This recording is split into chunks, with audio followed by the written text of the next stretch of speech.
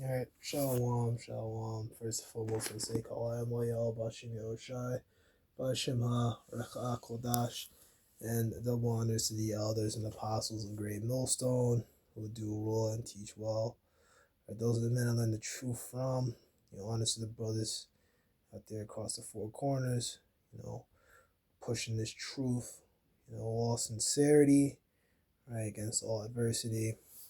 All right. I just want to touch on reincarnation because, it kind of came up during the last camp.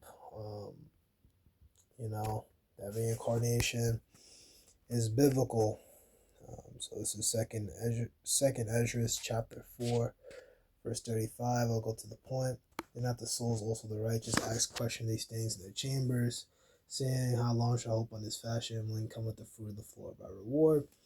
Right, the prophets have always asked about it. Ezra asks continually about this. When does our reward come? Why are people in a low condition? Right, when are people gonna get the preeminence? Right, get that rulership?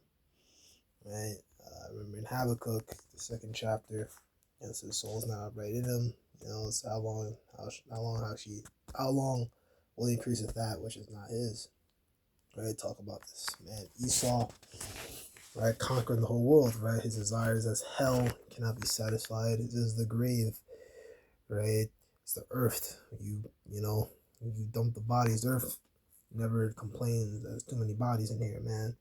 It just takes out the bodies, and then it decomposes, and all that stuff, and and it's gone, right? Yeah. So yeah, the prophets always asked about these things. Always inquired about when these times are gonna come. But they didn't understand what they were, what they were seeing. They just, wrote them down likelihood and what they knew in their time. But now in these times now, because we're living it and we're seeing it, and we're like, whoa, this is it. We're breaking it down through the Spirit, because the Spirit of the prophets is subject unto the prophets. You're a prophet back then, you'd be a prophet now. Verse 36. Unto these things Uriel the archangel gave them answer and said, even when a number of seeds is filled in you, if you have weighed the world in the balance. Right? And the number of seeds is referring to the number of times you came on the earth, right? Fulfilled in you, right? In you. Right? You had a set number of seeds that you had the lifetimes to live out, right? Reincarnated every third or fourth generation. Like it says in it was Deuteronomy 5:9.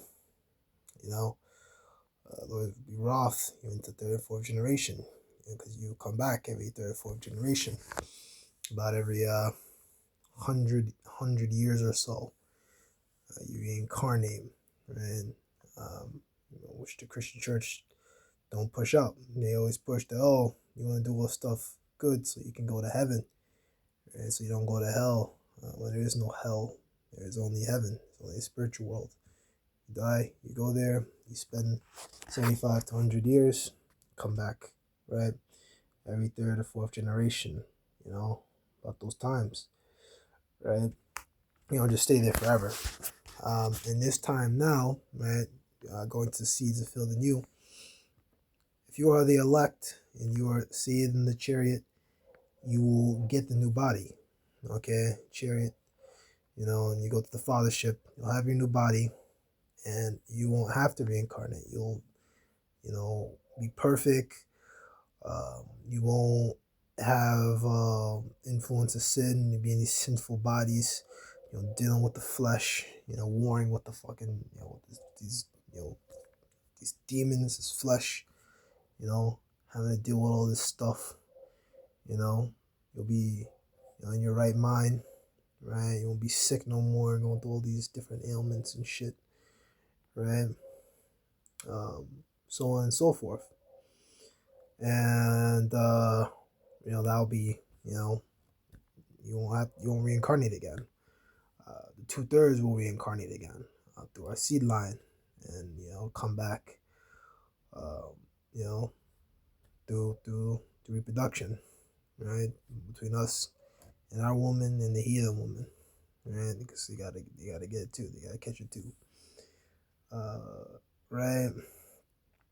So yeah, verse 37, by measuring hath he measured the times, and by number hath he numbered the times, and he doth not move nor stir them till the set measure be fulfilled, right? So that's set number of lifetimes you had to live, right? The times of measure for this, the time for the First World War, Second World War, you name it, Most High already had it planned out, right?